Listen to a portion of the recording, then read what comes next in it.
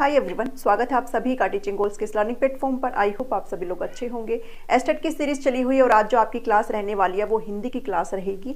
हम लोग PRT, TGD और पीजीडी सभी के लिए हिंदी के सिलेबस को कवर कर रहे हैं। अगर आप किसी भी लेवल के हैं, चाहे आप पीआरटी के हो, चाहे फिर टीजीडी के हो, चाहे फिर पीजीडी के हो, तो आपको इतना ही पढ़ना है। साथ में आप अपनी प्रैक्टिस भी आराम से करते रहेंगे, बिकॉज प्रैक्टिस के बिना कुछ भी नहीं है। और नोट्स जो है मैंने आपको अवेलेबल करा दिए हैं। बहुत सारे कैंडिडेट ने नोट्स ले लिए हैं, उनका अच्छा फीडबैक भी आ रहा है। तो अगर आप भी लेना चाहते हैं तो आपको स्क्रीन पर एक नंबर दिखाई दे रहा होगा, आप व्हाट्सएप करके इन्फॉर्मेशन ले सकते हैं। ये नोट्स आपके लिए पेड रहने वाले हैं। फटाफट से आज की इस क्लास में बढ़ चलते हैं और आज जो हम क्लास करने वाले हैं वो अव्यय शब्दों की रहेगी और इनके भेदों को स्टडी करेंगे।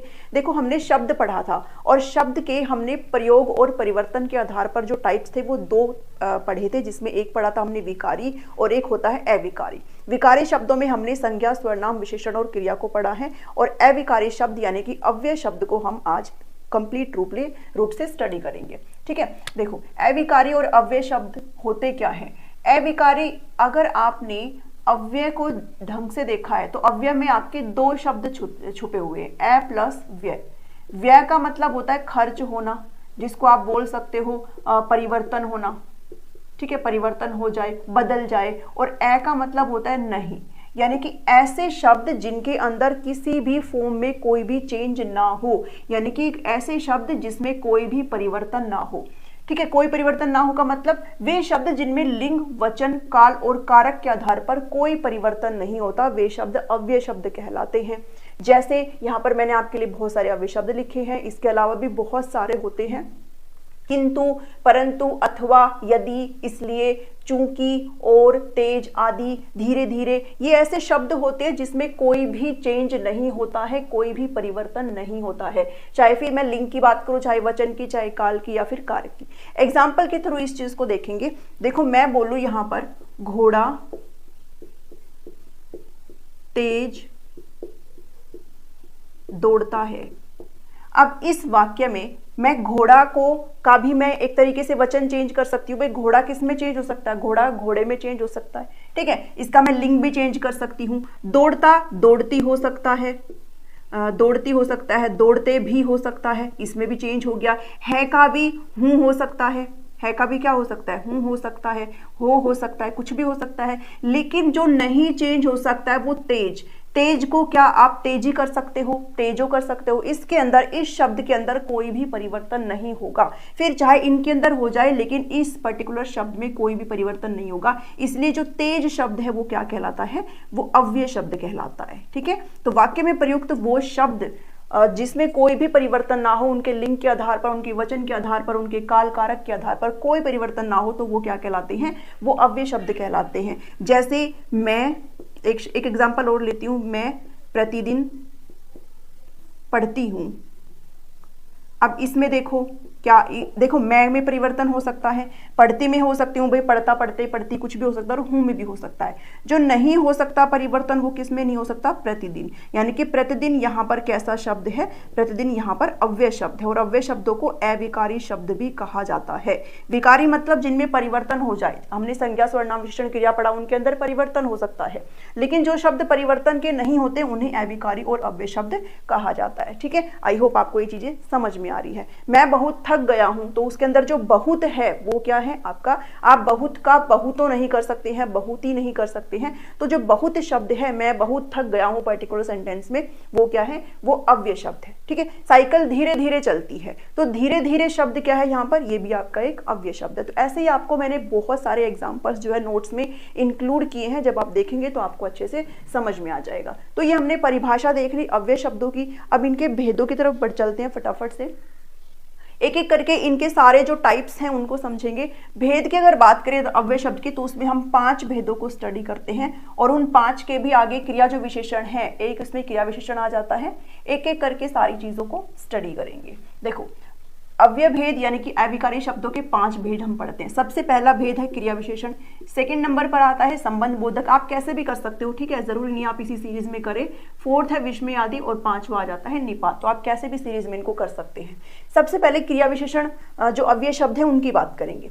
क्रिया विशेषण अव्यय का मतलब क्या होता है, मतलब ऐसे शब्द, ऐसे अव्यय शब्द जो क्रिया की विशेषता बताते हैं, ऐसे शब्द जो क्रिया की विशेष, हमने विशेषण को पढ़ा था, विशेषण क्या करते हैं भाई, विशेषण विशेषता बताते हैं, किसकी, संज्ञा और सर्वनाम की। यहां पर बात हो रही है वो शब्द जो क्रिया की विशेषता बता रहे हैं। एग्जाम्पल के रूप में देखो, यहां पर मैं लिखती हूं घोड़ा तेज दौड़ता है। अब दौड़ना क्या है, दौड़ना यहां पर क्रिया है भाई, कोई काम हो रहा है ना, वो दौड़ लगाना क्रिया है। तो क्रिया की विशेषता कौन बता रहा है, क्रिया की विशेषता बता रहा है तेज, यानी कि कैसे दौड़ रहा है, तेज दौड़ रहा है। तो तेज यहां पर क्या है, तेज यहां पर क्रिया विशेषण अव्यय है, क्रिया विशेषण अव्यय है। और भी इसके एग्जाम्पल हो सकते हैं, जैसे मैं कह दूं विनय अंदर बैठा है। अब बैठा है यानी कि जो बैठना है वो क्या है, वो क्रिया है। कहां बैठा है, अंदर बैठा है। तो अंदर भी किसकी विशेषता बता रहा है, इसकी भी बता रहा है। तो ये भी क्या है, ये भी एक अव्यय ही है। ठीक है, अव्यय ही है, बिकॉज सारे तो होते ही अव्यय ही है, हम अव्यय के तो भेद पढ़ रहे हैं। और अव्यय में भी किसका टाइप्स है, क्रिया विशेषण अव्यय का ये टाइप्स है। ठीक है, तो जो वो शब्द जो क्रिया की विशेषता बताते हैं वो क्या होते हैं, वो क्रिया विशेषण शब्द होते हैं। ठीक है, क्रिया विशेषण अव्यय शब्द होते हैं। अब इसमें भी हम 4 टाइप्स को स्टडी करते हैं और यहां से भी आपके क्वेश्चन पूछे जाते हैं। पहला है कालवाचक, वो शब्द जो किसी क्रिया के समय होने के समय का पता लगाए। भाई काल का मतलब क्या होता है, काल का मतलब समय ही तो होता है, टाइम ही तो होता है। तो वो शब्द जो किसी क्रिया के होने के समय का पता चलाए, समय का पता दे। भाई क्रिया कब हो रही है, किस टाइम हो रही है, इसके बहुत सारे एग्जाम्पल हो सकते हैं। अगर किसी पर्टिकुलर सेंटेंस में आपको क्या लिखा मिल जाए, कालवाचक में आपको लिखा मिल जाए आज, कल, परसों, प्रतिदिन, हर दिन, ठीक है, अभी, तो ऐसे शब्द, ऐसे और भी बहुत सारे शब्द हैं जो आपको नोट्स में इंक्लूड हैं ऑलरेडी। तो ऐसे शब्द अगर आपको किसी सेंटेंस में मिलते हैं तो वो किसके एग्जाम्पल है, वो कालवाचक के एग्जाम्पल है। जैसे अगर मैं यहां पर लिखूं मैं प्रतिदिन, मैंने अभी आपको नीचे भी एग्जाम्पल दिया था, मैं प्रतिदिन पढ़ता हूं, तो भाई है तो ये क्रिया विशेषण ही, बिकॉज पढ़ना क्या आपकी क्रिया है और क्रिया की विशेषता कौन बता रहा है, प्रतिदिन। बट इसके भी टाइप्स में आपको बताना है कौन सा है, तो प्रतिदिन यानी कि कब, ये टाइम के बारे में बता रहा है, समय के बारे में बता रहा है। ठीक है, और समय का जो बोध है वो कालवाचक क्रिया विशेषण कराता है। तो ये किसका एग्जाम्पल हो गया, ये कालवाचक क्रिया विशेषण का एग्जाम्पल हो गया। ठीक है, मैं परसों मुंबई जाऊंगा, तो परसों क्या है यहाँ पर, एक तरीके से मैं कब जाऊंगा, अभी परसों जाऊंगा, तो वो भी मेरा किसका एग्जाम्पल है, कालवाचक का एग्जाम्पल है। ठीक है, मैं प्रतिदिन बाजार जाता हूं, तो ये भी किसका एग्जाम्पल है, ये भी कालवाचक का एग्जाम्पल है। ठीक है, तो आप इनको आराम से ऐसे कर सकते हो, बस एक बार आपको पढ़ने की जरूरत है। दूसरा जो आता है वो है स्थानवाचक। जब जैसे यहाँ पर क्रिया के होने का समय पता चल रहा था, ऐसा ही क्रिया के होने के स्थान का पता चलता है। भाई जो क्रिया है वो कहाँ हो रही है, स्थान का अगर पता चले जिन शब्दों से, तो वो शब्द कौन से होते हैं, वो स्थानवाचक क्रिया विशेषण शब्द होते हैं। जैसे आपको कैसे कैसे शब्द मिल सकते हैं यहाँ पर दिखे हुए, स्थान मतलब यहाँ, वहां, ऊपर, नीचे, दाएं बाएं,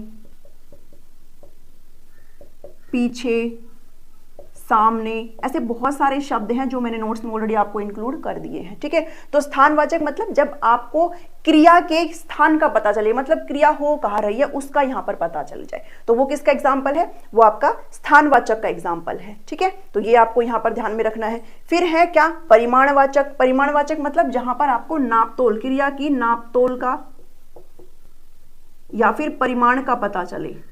हमने इसको विशेषण में भी कवर किया था, है ना, अगर आपको ध्यान में हो तो परिमाण मतलब जब आपको नापतोल या फिर परिमाण का पता चले। इसके अंदर आपको कैसे यहाँ पर जो है शब्द मिलेंगे, कैसे कैसे आपको शब्द मिलेंगे, तो मैं यहाँ पर लिख देती हूँ कैसे कैसे आपको मिलेंगे। आपको यहाँ पर मिल सकते हैं जैसे थोड़ा, ठीक है, थोड़ा, कम, ज्यादा, लगभग, ऐसे शब्द अगर आपको किसी सेंटेंस में मिल रहे हैं तो वो किसके एग्जाम्पल है, वो परिमाणवाचक के एग्जाम्पल है। ठीक है, तो आप यहाँ पर इतना ध्यान में रखेंगे। जैसे मैं अगर एग्जाम्पल लूँ तो जैसे मैं बोल दूं कि थोड़ा कम बोला करो, कम बोला करो, तो बोलना क्या है भाई, क्रिया है, और कम क्या हो गया, ये किसका एग्जाम्पल हो गया, ये परिमाणवाचक का एग्जाम्पल हो गया। ठीक है, सीता बहुत ज्यादा खाती है। तो इसमें खाना एक क्या है, क्रिया है, और क्रिया की विशेषता बताने का काम क्या कर रहा है भाई, बहुत ज्यादा खाती है। ठीक है, तो ये भी क्या है, एक तरीके से परिमाणवाचक क्रिया विशेषण का एग्जाम्पल है। रीति का मतलब क्या है, जब आपको क्रिया की रीति का पता चले, रीति का यानी कि क्रिया हो कैसे रही है उसकी रीति का पता चले क्रिया की, तो वो आपका क्या हो जाता है, वो आपका रीतिवाचक क्रिया विशेषण हो जाता है। ठीक है, तो इसमें भी आपको कैसे पता चला, जैसे मान लो एग्जांपल देती हूं कि साइकिल धीरे धीरे चलती है, साइकिल धीरे धीरे चलती है। तो ये क्या है भाई, कैसे चलती है, धीरे धीरे चलती है। तो ये क्या बता रहा है, ये क्रिया की रीति बता रही है कि यहाँ पर धीरे धीरे क्या है, एक अव्यय शब्द है। और अव्यय भी कौन सा शब्द है, अव्यय भी आपका क्रिया विशेषण है। और क्रिया विशेषण में भी कौन सा टाइप है, रीतिवाचक है, यानी कि उसकी होने का पता चल रहा है, उसकी रीति का पता चल रहा है। ना तो मुझे काल का पता चल रहा है इसमें, ना मुझे कोई स्थान का जिक्र है, ना ही किसी परिमाण का है, बल्कि किसका पता चल रहा है, रीति का पता चल रहा है, मतलब क्रिया हो कैसे रही है। ठीक है, तो ये आपका रीतिवाचक एग्जाम्पल हो गया। ऐसे ही आपको ये सारे कर लेने हैं, और जब आप क्वेश्चन बनाने बैठेंगे तो आपको अच्छे से आ जाएगा, बस एक बार आपको इसे पढ़ने की जरूरत है। ठीक है, नेक्स्ट पे चलते हैं, जो सेकंड नंबर में आपका है। सेकंड नंबर में है, अब फर्स्ट में तो हमने इसके टाइप्स में पढ़ लिया, जो कि आपसे एग्जाम में यहाँ से क्वेश्चन पूछ लिए जाते हैं, इसलिए मैंने आपको ये करवाया, बिकॉज एब्स्ट्रैक्ट में यहाँ से क्वेश्चन आए हुए हैं। संबंध बोधक का मतलब है कि वो अव्यय शब्द जो संज्ञा स्वरनाम के बाद आकर उनका संबंध वाक्य के दूसरे शब्दों से बताते हैं। अब इन दोनों में ना आपको कुछ चीजें सेम लगती है, बट इन दोनों में ना डिफरेंस है। क्या डिफरेंस है वो भी देखेंगे, क्योंकि क्रिया विशेषण भी आपका क्या था, वो भी संज्ञा सर्वनाम के बाद लग रहा था। जैसे सीता तेज दौड़ती है। ठीक है, ये आपका क्या है भाई, दौड़ती क्रिया है, और कैसे दौड़ती है, तेज, तो ये इसकी विशेषता बता रहा है, तो ये क्या है, क्रिया विशेषण है। लेकिन इसके ये जो है अव्यय शब्द, वो किसके बाद आ रहा है, वो संज्ञा के बाद में ही तो आ रहा है। तो यहाँ पर संबंध बोधक में भी कह रहा है कि संज्ञा स्वरनाम के बाद आकर, लेकिन इसमें डिफरेंस है। ये तो बताता है क्रिया की विशेषता, अगर इसका एग्जाम्पल है तो, जो कि संज्ञा स्वरनाम के बाद आता है, लेकिन क्रिया की विशेषता बताता है। बट अगर यहाँ पर जो है संज्ञा स्वरनाम के बाद आकर उसका संबंध वाक्य के दूसरे शब्दों से बताता है। जैसे इसका एग्जाम्पल हम लेंगे, मैं मान लो कहती हूं कि विनय अंदर बैठा है, अंदर बैठा है, और एक सेंटेंस में लिखती हूं विनय कमरे के अंदर बैठा है, कमरे के अंदर बैठा है। अब इन दोनों को ना कंपैरिजन से बताएंगे। इन दोनों सेंटेंस में एक जो है वो क्रिया विशेषण है, और दूसरा है जो वो है संबंध बोधक, ठीक है, अव्यय है। देखो अंदर बैठा है, ये तो क्या है आपकी भाई, बैठना आपकी क्रिया है, और क्रिया की विशेषता बताने का काम कौन कर रहा है, अंदर, और अंदर है आपका एक अव्यय शब्द। तो ये क्या आ जाएगा, ये तो हो गया आपका क्रिया विशेषण। पर मैं कहूं कि ये वाला जो लाइन है ये आपका संबंध बोधक अव्यय है। संबंध बोधक क्यों है, क्योंकि यहां पर भी जो के अंदर है वो एक अव्यय शब्द है, और ये किसके बाद आ रहा है भाई, कमरा क्या होती है, एक संज्ञा ही होती है, कमरे के बाद आ रहा है। लेकिन इसका काम क्या है, इसका काम ये है कि जो संज्ञा है उसका संबंध वाक्य के दूसरे शब्दों के साथ बताता है। कैसे बताता है भाई, कमरे के अंदर बैठा है विनय, ठीक है, यानी कि इसका संबंध बता रहा है। एक चीज इसकी और एक पहचान है कि अगर मैं संज्ञा को हटा दूं तो इस वाक्य का कोई भी मतलब नहीं रह जाता है। अगर संज्ञा को हटा दें तो वाक्य का कोई मतलब नहीं रह जाता, ये भी ध्यान में रखना, ठीक है, कोई मतलब नहीं रह जाता। ठीक है, जैसे अगर मैंने कमरे को, अगर संज्ञा है यहाँ पर कमरा, तो अगर मैं कमरे को हटा दूं तो देखो विनय के अंदर बैठा है, इसका कोई सेंस नहीं बनता है। तो आप ऐसे भी इसको पहचान सकते हो संबंध बोधक को। बाकी डिफरेंस जो आपका डेफिनेशन का है वो ये है कि ये विशेषता बताता है क्रिया की, तो उसे क्रिया विशेषण बोलते हैं। और वहीं अगर संबंध बोधक की बात करें तो वो संज्ञा सर्वनाम के बाद आते हैं, लेकिन उसका संबंध यानी कि जो संज्ञा या फिर सर्वनाम है जिसके बाद वो आ रहा है, वो उस संज्ञा सर्वनाम का संबंध वाक्य के दूसरे शब्दों के साथ बताता है। तो वो क्या हो जाता है, वो संबंध बोधक अव्यय हो जाता है। ठीक है, और बाकी आप इसको एग्जांपल और से कर सकते हो कि अगर मैं यहां से इस संज्ञा को हटा दूं तो इसका कोई भी सेंस नहीं बनता है। इतना यहां तक समझ में आया। ठीक है, अगर मैं एक एग्जांपल और लूं यहां पर कि वह विद्यालय तक गया। अब ये भी किसका एग्जाम्पल है, देखो विद्यालय क्या है भाई, विद्यालय आपकी क्या है, संज्ञा हो गई ना, विद्यालय आपकी क्या है, संज्ञा है, और ये जो तक है ये आपका अव्यय शब्द है। ठीक है। अब ये आपका क्रिया विशेषण है या कि संबंध बोधक है? तो ये आपका क्रिया विशेषण नहीं है, बल्कि ये क्या है? संबंध बोधक अव्यय है। क्यों? क्योंकि ये जो तक है वो इसका जो है संबंध बता रहा है, रिलेशन बता रहा है, विद्यालय तक गया है वो, उसका संबंध बता रहा है। अगर मैं इस विद्यालय को हटा दूं तो वह तक गया, इसका कोई सेंस नहीं बनता है। इसलिए ये किसका एग्जांपल है? ये संबंध बोधक का है। तो आपको ऐसे डिफरेंस याद रखना है। अगर संज्ञा सर्वनाम के बाद कोई भी अव्यय आ रहा है और वो अगर क्रिया की विशेषता बता रहा है तो वो क्रिया विशेषण है, और अगर वो उस पर्टिकुलर संज्ञा सर्वनाम की का जो संबंध है वो वाक्य के दूसरे शब्दों से बता रहा है तो वो क्या है? वो संबंध बोधक है। इतना यहां से समझ में आया सबको? नेक्स्ट पे चलते हैं, जो कि थर्ड टाइप है आपका, वो है समुच्चय बोधक अव्यय। तो यानी कि जो थर्ड है समुच्चय बोधक, इस ये आपके लिए बहुत ही इजी रहता है। बाकी की जो तीन है वो बहुत इजी रहता है, बस कंफ्यूजन जो है वो इसमें ही बनी रहती है। समुच्चय बोधक में क्या है? ये जो है दो वाक्यों को जोड़ने का काम करता है। ये वो अव्यय शब्द है जो दो वाक्यों को जोड़ने का काम करते हैं।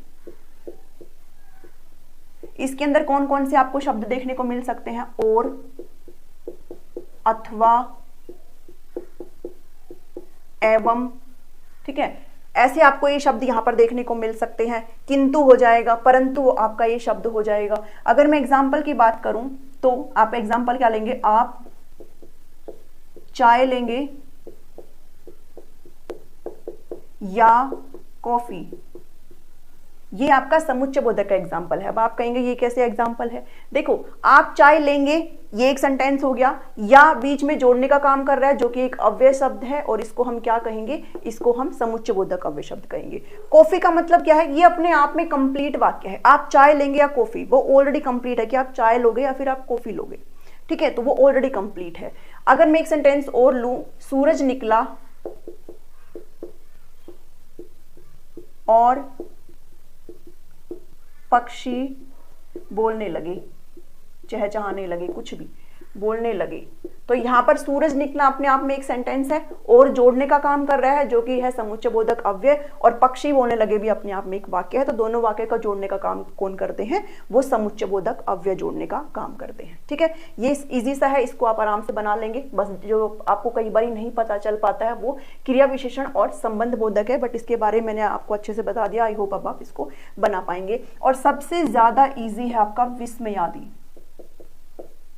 विस्मयादि बोधक। ये तो सभी बना लेते हैं, बिकॉज इन सेंटेंस के एंड में या फिर कहीं पर भी इन वाक्य में आपको एक्सक्लेमेटरी का साइन मिल जाता है। अगर कहीं पर भी हर्ष हो, उल्लास हो, शोक हो, घृणा हो, ऐसे अगर कहीं पर भी फीलिंग्स है तो वो कौन से होते हैं? वो विस्मयादि होते हैं। जैसे मैं लिखूं, हाय वह मर गया, तो ये क्या है भाई? आप देख के आराम से लगा सकते हो इसका अंदाजा कि ये किसके अंदर आता है? विस्मयादि बोधक के अंदर आता है, ठीक है। तो जिन सेंटेंस में आपको हर्ष, उल्लास, शोक, घृणा ऐसा दिखाई दे तो वो किसका एग्जांपल है? वो विस्मयादि का है। तो इसके अंदर ज्यादा टाइम नहीं लेंगे, ये काफी इजी होती है। इसके अंदर आप ये जो साइन है एक्सक्लेमेटरी का, आप इससे पता लगा सकते हो। निपात अव्यय जो कि फिफ्थ टाइप है, ये ऐसे अव्यय शब्द होते हैं जो किसी पर्टिकुलर शब्द के पीछे लग करके उसके अंदर एक विशेष बल प्रदान करने का काम करते हैं। किसी शब्द के पीछे लगकर उसमें विशेष बल देने का काम करते हैं। लिखते रहना अगर कोई आप साथ में नोट्स बना रहे हो, विशेष बल देने का काम करते हैं। वरना नोट्स में तो मैंने सब कुछ इंक्लूड कर दिया है, तो आपको कोई भी टेंशन नहीं होगी, ठीक है। विशेष बल देने का काम करते हैं मतलब एक मैं अगर यहां पर लिखूं कि सुहाना जाएगी, और एक मैं लिख देती हूं सुहाना ही जाएगी, क्या समझ में आ रहा है इस वाक्य से? एक मैं कह रही हूँ सुहाना जाएगी, वो एक नॉर्मल सेंटेंस है, भाई किसी ने कह दिया सुहाना जाएगी, जहां भी मर्जी जाना। लेकिन एक मैं कह दूं कि सुहाना ही जाएगी, तो मतलब ये कंफर्म है भाई वो ही जाएगी, ठीक है। यानी कि मैंने इसमें एक क्या कर दिया, एक विशेष बल दे दिया वाक्य में। तो ये जो ही है ना, ये क्या है? ये निपात है, ठीक है। जब आप इन शब्दों को किसी शब्द के पीछे जोड़ दें और उसके अंदर आप एक विशेष बल दे दें, वो क्या होते हैं? वो निपात अव्यय होते हैं। मैं बोलूं राम ने ही रावण को मारा था। अब सबको पता है भाई राम ने तो रावण को मारा था, लेकिन मैं बोल दूं राम ने ही रावण को मारा था, तो मैंने यहां पर क्या कर दिया, विशेष एक बल दे दिया। ठीक है, मैं अगर कहूं कि यह काम मीना ही करेगी, अब जरूरी नहीं है ही आए, और भी आ सकते हैं। ठीक है, मीना ही यह काम करेगी, तो मैंने क्या दे दिया, एक विशेष बल दे दिया कि भाई ये काम तो मीना ही करेगी, कोई और नहीं करेगा। तो ऐसे अव्यय शब्द जो एक विशेष बल प्रदान करने का काम करते हैं किसी भी वाक्य में, वो क्या होते हैं, वो निपात अव्यय होते हैं। ठीक है, तो हमने आज अव्यय को पढ़ा, क्या होते हैं अव्यय, जिन शब्दों के अंदर कोई भी परिवर्तन नहीं होता है, किसी भी फॉर्म में वो अव्यय होते हैं। इसके टाइप्स जो है 5 पढ़े हैं, क्रिया विशेषण, संबंध, समुच्चय, विस्मयादि और निपात। आपको इन दोनों में ध्यान रखना है, क्रिया विशेषण वो होते हैं जो संज्ञा सर्वनाम के बाद आते हैं, लेकिन वो किसी भी क्रिया की विशेषता बताने का काम करते हैं, वो क्रिया विशेषण होते हैं। जबकि संबंध बोधक क्या होते हैं, वो आते तो है संज्ञा सर्वनाम के बाद, अगर मैं उस संज्ञा सर्वनाम को हटा दूं तो इस वाक्य का कोई भी मतलब नहीं रह जाता है। साथ ही वो संज्ञा सर्वनाम का संबंध वाक्य के दूसरे शब्दों के साथ भी बताने का काम करते हैं। ठीक है, कालवाचक, स्थानवाचक, परिमाणवाचक, रीतिवाचक, ये मोस्ट इंपोर्टेंट है, इनको जरूर ध्यान में रखेंगे, बिकॉज कई बार यहीं से ही क्वेश्चन उठ के आ जाता है। काल का मतलब समय, जब क्रिया के होने के समय का पता चले। स्थान मतलब जब स्थान का पता चले, कहाँ हो रही है क्रिया। और परिमाण मतलब उसके नाप तोल के बारे में, मतलब थोड़ा, ज्यादा, लगभग, ठीक है, ऐसा अगर पता चले तो। और रीति मतलब क्रिया हो कैसे रही है, उसकी रीति के बारे में पता चले। जब आप इनको पढ़ के क्वेश्चन बनाएंगे ना, तो आपको 100% बहुत ही मस्त तरीके से क्वेश्चन आ जाएंगे। ठीक है, बस आपने एक बार इस थ्योरी को अच्छे से पढ़ लेना है, इस टॉपिक को पढ़ना है, एंड देन बाद में आप अपने क्वेश्चंस बनाना स्टार्ट करेंगे। आई होप आज की वीडियो आपको अच्छी लगी होगी। लगी हो तो इसको जरूर लाइक करिएगा, शेयर करिएगा सभी फ्रेंड्स के साथ, सभी ग्रुप्स में। यहाँ पर एचटेट की फ्री प्रिपरेशन में आपको करा रही हूँ। नोट्स आप जरूर अवेलेबल, अगर आप एक्सेस करना चाहते हैं तो आप ले सकते हैं। आपको स्क्रीन पर नंबर दिखाई दे रहा है, साथ ही मैं यहाँ पर आपके लिख भी देती हूँ। 7419055279 पर आप व्हाट्सअप करके इन्फॉर्मेशन ले सकती हैं। ठीक है, मिलती हूँ नेक्स्ट वीडियो में। Thank you, thanks for watching me.